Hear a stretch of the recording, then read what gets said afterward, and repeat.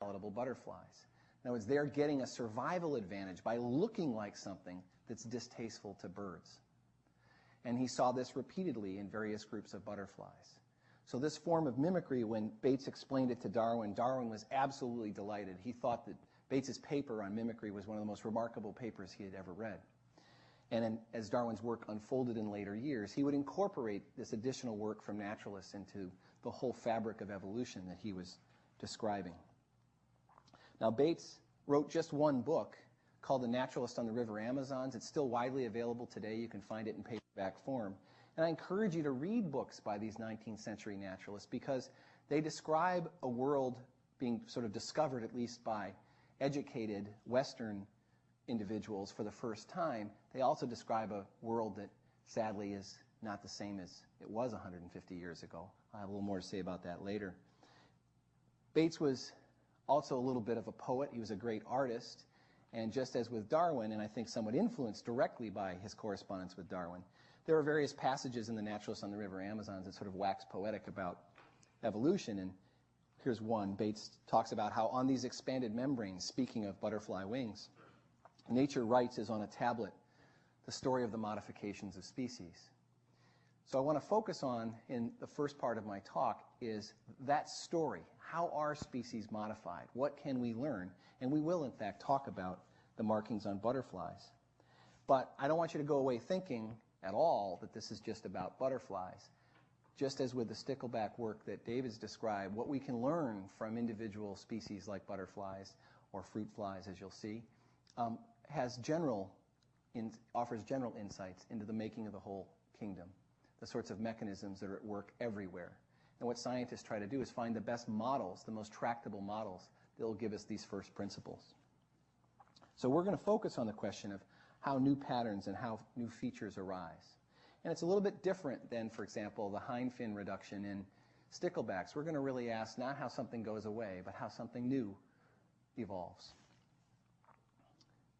Now, wings have been an evolutionary tablet throughout the insects, not just butterflies, not just moths, not just beetles, if you're familiar with things like ladybugs, but even in the more humdrum fruit fly world, wings have acquired all sorts of markings in the course of the evolution of these species. So you're probably most familiar with fruit flies, these annoying little nearly invisible things around your bananas in the morning, or maybe you've had a chance to handle them in the laboratory, and if you did, probably the species you handled was not too colorfully marked. But throughout this group of flies, there's some fantastic markings, albeit in black and white. They have not discovered the color palette that butterflies have discovered. But they're nonetheless a great example of how new patterns arise continuously in evolution. So today I'm going to look at some simple patterns on insect wings. I'm going to look at spots and frame a simple question. How and why did fruit flies and butterflies get their spots? And we're going to look at a simple black spot that occurs on certain fruit fly wings and some beautiful concentric rings, colored rings of spots that occur on butterfly wings, and get insights into how these new patterns have evolved and what that teaches us in general about innovation in the course of evolution. Let's look at a couple fruit fly species. These are two fairly closely related species. I'm showing you just the male flies, their whole body sort of looked at from the top-down view on the left, and their isolated wings shown over on the right. Well, the obvious difference between these two species is that one has spotted wings and the other doesn't. In fact, you'd be pretty hard-pressed if you could examine the rest of the body of these flies to find almost any other difference. So there's this very pronounced difference. And these are the males of the species, and only the males of the species, and the bottom species here called Drosophila biarmipes, only the males have these wing spots. So before I get at the how, let's get at the why, and that's shown in the next short video. Look at the top at the fly with the spots, and that's a little dance that he does in front of the female while he's pursuing her in courtship. So species that have these spots at the edges of their wings engage in this courtship display. Now, courtship display is really directly connected, of course, to the process of mating and passing genes on to the next generation. So courtship display is a form of what's called sexual selection, a term coined and described by Darwin at length in his 1871 book, Descent of Man. So again, not just coral reefs, not just descent with modification, not just natural selection, sexual selection as well. And because sexual selection is operating at that moment of mating, or leading up to mating, it's one of the most powerful forms of selection that goes on within species. Pigmented wings have evolved many times, and this is just the isolated wing of another Drosophila species called Drosophila tristis. And we'll see in the next video that the idea is the same in terms of a courtship dance, it's just the steps are a little bit different. So if you see this male at the bottom is extending his pigmented wing, sort of in a matador sort of approach, sticking out its left wing. She seems to be paying attention.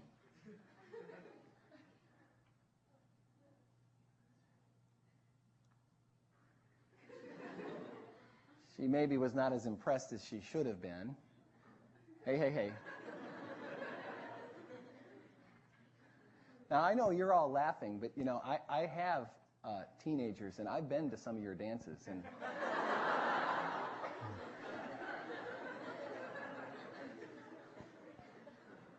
okay. So this courtship dance is an important display that the males do, and these sorts of displays are throughout the animal kingdom, usually the male displaying for the females, sometimes comical, sometimes pathetic, and often unsuccessful. So how did these spots evolve? And the simple message is something very closely related to what David's been saying. The simple message is it through the new use of a toolkit gene that these spots arise. So if you look at the left-hand side, these are 3 different Drosophila species. The one in the center is the one you've been looking at that has these spotted wings on the males. And on the right, we're looking at the developing wings inside the pupal case of these flies using special techniques that allow us to see where a toolkit gene is being used. Not the blue stain that David showed you, but in this case, the white pattern that you can see pointed out here with the arrow. That reveals where a particular toolkit gene is being used, and you can see it's being used exclusively in this species at very high levels in this part of the wing that's going to become intensely pigmented. Think of this toolkit gene as a paintbrush.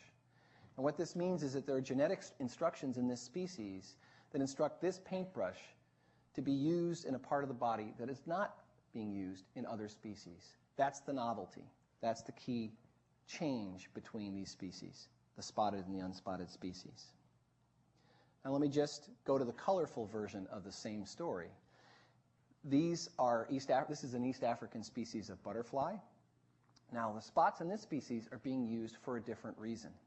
These spots are not being used to attract mates or to impress mates. These concentric rings of pigmentation are out towards the edge of the wing, true. But what they're doing is they're drawing the attention of predators, in this case, birds, away from the main body of the butterfly. The main body of the butterfly, of course, contains all its vital organs and its blood, and if that was to be damaged, it would probably be lethal. But the butterfly can tolerate attacks out at the edge of the wing, and this is an East African butterfly photographed in the wild here that has suffered an attack from a bird, and what you can see is a bird can take a pizza slice out of the wing, but the butterfly can continue to fly, and all its vital organs are protected. So this is really sort of a decoy bullseye. These false eye spots are to distract predators' attention away from the main body, out towards the edge. So this is an adaptation for survival, not an adaptation for mating. Nonetheless, it's real important to the selective advantage of these butterflies, the survival and reproduction of these butterflies. So what do we know about the making of these spots? Well, again, advances in developmental biology that have taught us about the sorts of genes involved in building body parts and in patterning those parts have given us a whole toolkit of genes that are used in all sorts of species, and we know about the use of some of these toolkit genes in the making of butterfly wing patterns.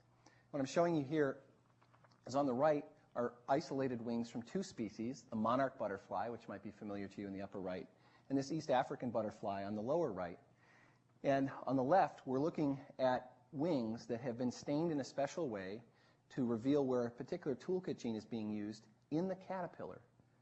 A week before, those wing patterns would be visible to the naked eye. So this is an image you can only see in a special type of microscope to allow us to visualize where genes are being used. This toolkit gene in the monarch butterfly is being used in all of the cells towards the edge of the wing, and those white flecks of